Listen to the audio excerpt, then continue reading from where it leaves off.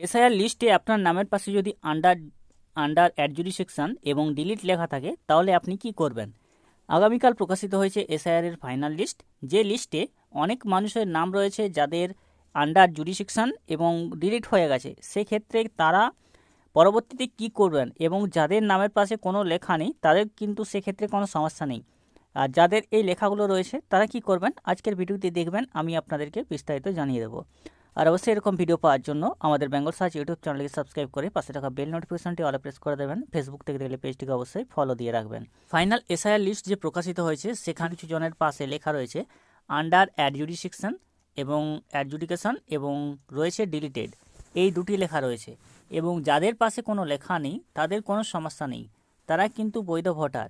এবং এই ভোটারগুলোকে এবার প্রমাণ করতে হবে যে তারা এখানের বৈধ ভোটার।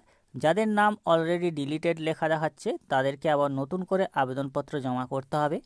এবং এই আন্ডার অ্যাডজুডিকেশন যাদের রয়েছে তাদের ক্ষেত্রে আপনাদেরকে যে বিএলও দ্বারা একটি নোটিশ প্রদান করা হবে। বিএলওদের কাছে হয়তো নোটিশ পৌঁছে গেছে, অনেকের ক্ষেত্রে বাড়ি বাড়ি পৌঁছেও গেছে নোটিশ। আপনাদের ক্ষেত্রে যদি না এসে থাকে তাহলে আপনারা আপনাদের বিএলওর সাথে যোগাযোগ করবেন। আন্ডার অ্যাডজুডিকেশনের যারা লিস্টে রয়েছেন তাদের ক্ষেত্রে এটা করতে হবে, বিএলওর সাথে যোগাযোগ করতে হবে, বা বিএলও আপনার বাড়িতে এসে একটি নোটিশ দিয়ে যাবে। সেই নোটিশের ভিত্তিতে আপনাকে যেখানে সময় দেওয়া হবে সেখানে যেতে হবে উক্ত তারিখে উক্ত সময়, এবং সেখান থেকে আপনাকে আপনার যাবতীয় যে ডকুমেন্টস রয়েছে সমস্ত ডকুমেন্টস আপনাকে নিয়ে যেতে হবে। আপনার যখন এসআইআর লজিক্যাল ডিসক্রিপেন্সিতে নাম এসেছিল বা নো ম্যাপিংয়ে নাম এসেছিল, সেই সময় অনেকে ডকুমেন্টস সাবমিট করেছিলেন, কিন্তু ডকুমেন্টস সাবমিট করার সময় 2টি কি 3টি ডকুমেন্টস সাবমিট করা গেছিল, বাকি ডকুমেন্টসগুলো সাবমিট করা যায়নি। এবার সাবমিট করা ডকুমেন্টসের সাথে এমন অনেক ডকুমেন্টস রয়েছে যেগুলো কাজের ডকুমেন্টস, সেগুলো হয়তো সাবমিট হয়নি, তার জন্য আন্ডার অ্যাডজুডিকেশন দেখাচ্ছে অ্যাডজুডিকেশন। এর জন্য আপনাকে কি করতে হবে, আপনার যা সমস্ত ডকুমেন্টস রয়েছে সমস্ত অরিজিনাল ডকুমেন্টস আপনাকে নিয়ে যেতে হবে। যেদিন আপনার হিয়ারিং ডেট পড়বে সেই দিন আপনাকে নিয়ে যেতে হবে। এবার সেখানে যে সমস্ত প্রয়োজনীয় কাগজ, সেই প্রয়োজনীয় কাগজগুলো আপনি আগে দেবেন। আগেই বলা হয়েছিল এসআইআর এর ক্ষেত্রে যে 11টি ডকুমেন্টসের কথা বলা হচ্ছে, সেই ডকুমেন্টসের মধ্যে যা যা রয়েছে সেই ডকুমেন্টসগুলো আপনাকে দিতে হবে। এবার অনেকের ক্ষেত্রে নামের ভুল রয়েছে, টাইটেলের ভুল রয়েছে, সেক্ষেত্রে আপনাদেরকে কিন্তু ফার্স্ট ক্লাস ম্যাজিস্ট্রেটের একটি কোর্ট এফিডেভিট লাগবে। ফার্স্ট ক্লাস ম্যাজিস্ট্রেটের কোর্ট এফিডেভিট আপনি খুব শীঘ্রই পেয়ে যাবেন যদি আপনাদের কাছে না থেকে থাকে। যাদের ক্ষেত্রে এই নামের ভুল রয়েছে বা বয়সের ভুল বা টাইটেলের ভুল রয়েছে, পদবীর ভুল, সেক্ষেত্রে আপনারা ফার্স্ট ক্লাস ম্যাজিস্ট্রেটের কাছ থেকে একটি কোর্ট এফিডেভিট করিয়ে নেবেন এবং সেটা আপনাদের কাছে রাখবেন। এই কোর্ট এফিডেভিটটা আপনারা কিন্তু সবার প্রথমে দেবেন।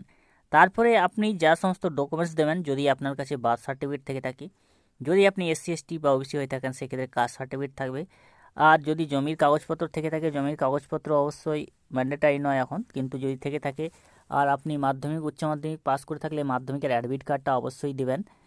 এই সমস্ত ডকুমেন্টসগুলো আপনাকে নিয়ে যেতে হবে। এর পরবর্তীতে রয়েছে ডিলিটেড ভোটার। ডিলিটেড ভোটারদের ক্ষেত্রে আপনাদেরকে আপনার যে ডিস্ট্রিক্ট ম্যাজিস্ট্রেট রয়েছে তাদের কাছে আপনাকে আবেদন করতে হবে। ডিস্ট্রিক্ট ম্যাজিস্ট্রেটের কাছে আপনাকে আবেদন করতে হবে, একটি ফরম্যাট রয়েছে, ফরম্যাটটি আমি দেখিয়ে দিচ্ছি। দেখুন, আপনাদের ক্ষেত্রে এরকম একটি ফরম্যাট আপনাদেরকে দেওয়া থাকবে। To the district election officer, আপনার ডিস্ট্রিক্টের নাম দেওয়া থাকবে। সাবজেক্ট হচ্ছে application for the reconsideration of ডিলিটেশন of name from electoral role. Electoral role থেকে আপনার নাম ডিলিট হয়ে গেছে, তার জন্য আপনাদেরকে অবশ্যই কনসিডার করার জন্য আবেদন করতে হবে। তো এখানে ফর্মটি পূরণ করতে হবে। স্যার, আপনার নাম দিতে হবে এখানে, আপনি সন, ডটার বা ওয়াইফ কার সেটা আপনার নাম দিতে হবে, পিতামাতা বা আপনার স্ত্রী, স্বামী এর নাম। এরপর আপনার অ্যাসেম্বলি কনস্টিটিউয়েন্সি, আপনার বিধানসভা কেন্দ্রের নাম, আপনার পার্ট নম্বর দিতে হবে এবং সিরিয়াল নম্বর দিতে হবে। এপিক নম্বর, অবশ্যই এপিক নম্বর এখানে দিতে হবে। এবং এখানে অবশ্যই আপনাকে বলা হচ্ছে my name has been deleted from the final electoral role published on 28/2/2026। 28শে ফেব্রুয়ারি যে ফাইনাল ইলেকশনাল রোল বা এসআইআর রোল প্রকাশিত হয়েছে সেখানে আপনার নাম ডিলিট হয়ে গেছে।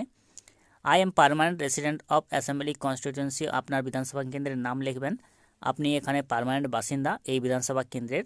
পার্ট নম্বর এত এবং I am eligible to inclusion of the voter list, আপনি অবশ্যই ভোটার লিস্টে থাকতে ইচ্ছুক। It my humble prayer that the matter of reconsidered and my name be included in the electoral roll. আপনার নামটি ইলেকটোরাল রোলে যাতে ইনক্লুড হয় বা ঢোকানো হয় সেক্ষেত্রে আপনি আবেদন করতে পারেন। এরপর রয়েছে ইয়ার্স, আপনার সিগনেচার বা থাম্ব ইমপ্রেশন দিতে হবে, ফোন নম্বর দিতে হবে। এরপর আপনাকে যে ডকুমেন্টসগুলো অ্যাটাচ করতে হবে, ডকুমেন্টসগুলো দেবেন। আপনার যে এনুমারেশন ফর্মটি পূরণ করেছিলেন সেই এনুমারেশন ফর্মটি আপনাকে দিতে হবে। অবশ্যই সেলফ অ্যাটেস্টেড করে আপনি জমা করবেন, কপি দেবেন। যা যা ডকুমেন্টস রয়েছে সেই সমস্ত ডকুমেন্টসগুলো আপনাকে দিতে হবে।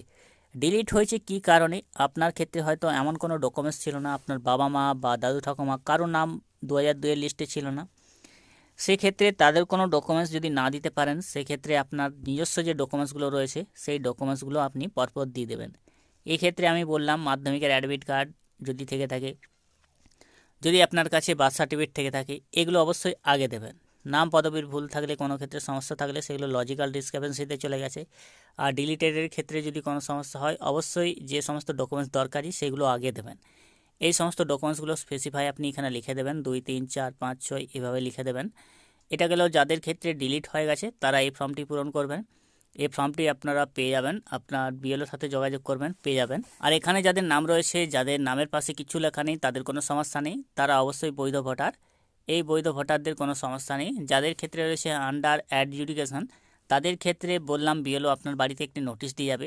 সেই নোটিশের ভিত্তিতে আপনাকে যেতে হবে উক্ত জায়গায়, যেখানে অবশ্যই আপনার যে ডকুমেন্টসগুলো বললাম সেই ডকুমেন্টসগুলো সাবমিট করতে হবে।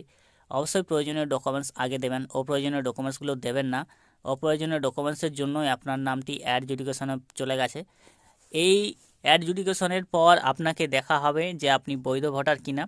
বৈধ ভোটার হলে আপনার নাম পরবর্তীতে আরও পার্টে পার্টে এই রোলগুলি প্রকাশিত হবে, সেখানে আপনাদের নাম অন্তর্ভুক্ত হবে যদি আপনি বৈধ ভোটার হয়ে থাকেন।